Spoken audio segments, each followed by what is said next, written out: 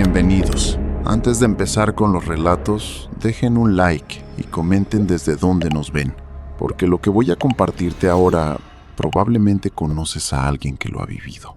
Hoy traigo 3 historias de vigilantes reales en México. Gente que se dedicó a cuidar lugares mientras el resto dormía. Pero cuando trabajas de noche, solo, hay cosas que ves que no deberías ver. Roberto llevaba 7 años cuidando un edificio de oficinas.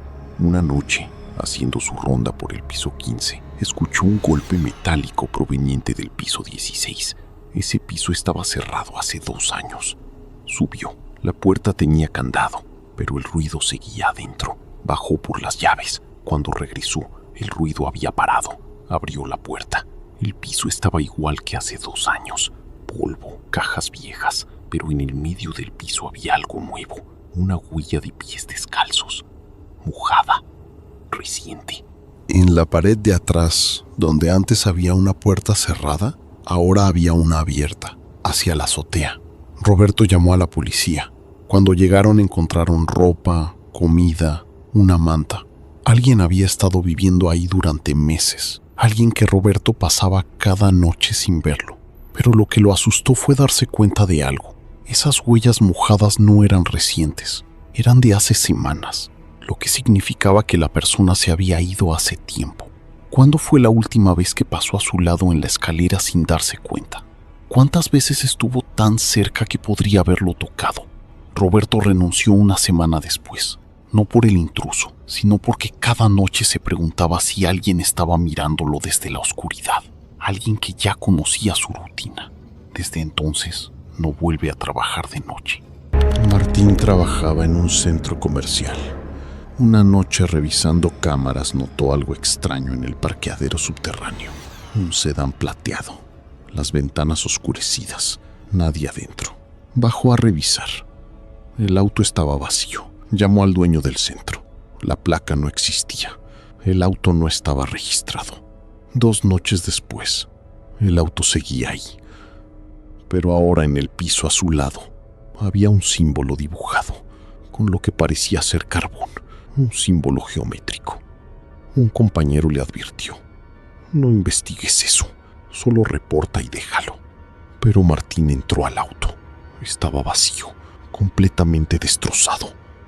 El tablero roto, el volante roto, como si alguien hubiera golpeado la parte interior durante meses.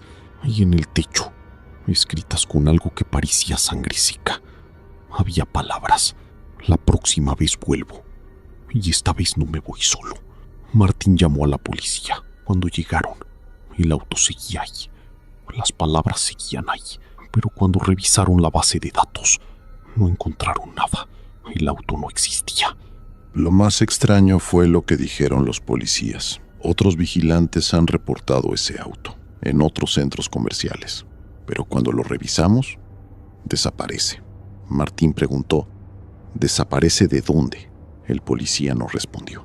Martín sigue trabajando en el centro comercial, pero ya no baja al parqueadero. Revisó las cámaras hace una semana. El auto ya no estaba, pero el símbolo sigue en el piso.